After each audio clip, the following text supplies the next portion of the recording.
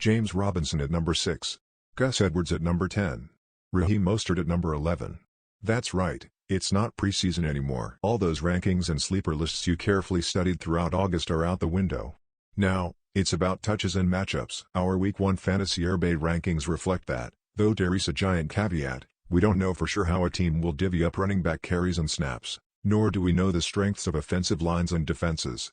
So, why try to play matchups at all then? Well, we have to base these rankings on something, and historical performance mixed with season outlooks is the best way to do it. Perhaps the Lions and Texans, who were tied for the most fantasy points allowed to RBs last year, have improved, but based on off-season moves and projections, they still won't be particularly strong.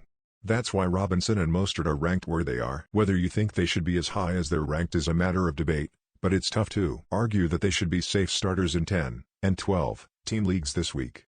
Get rankings, sleepers, much more to dominate your draft. Ultimate 2021 cheat sheet. That's why you shouldn't get too hung up on the order here, at least for the top few tiers.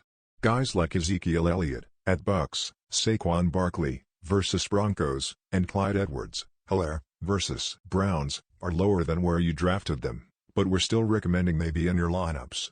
We're not getting too crazy. It's the guys in the 24-45 range, as it is every week, who fantasy owners will have questions about. Given how little we know about some of these committee situations, Broncos, Jets, Buccaneers, Texans, Cardinals, Bills, Dolphins, it's tough to feel overly confident about any of their backs this week, but chances are, you'll be taking some chances on at least one airbay in your lineup. Our rankings give an approximation of who we think will have the most value.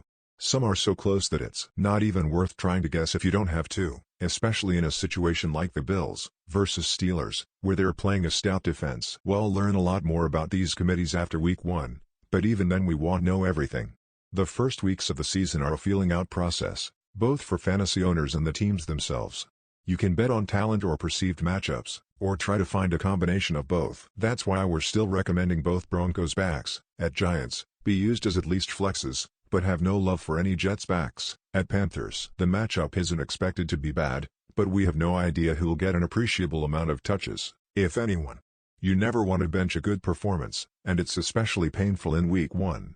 You don't need to totally ditch a guy you drafted high, unless there are worries about his workload, but you also shouldn't just play the guys you drafted in the order you drafted them.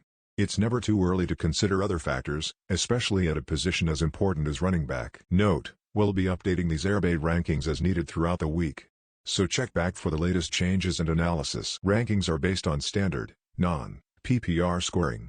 Individual analysis will be added early next week and updated throughout the week to reflect any changes to the rankings.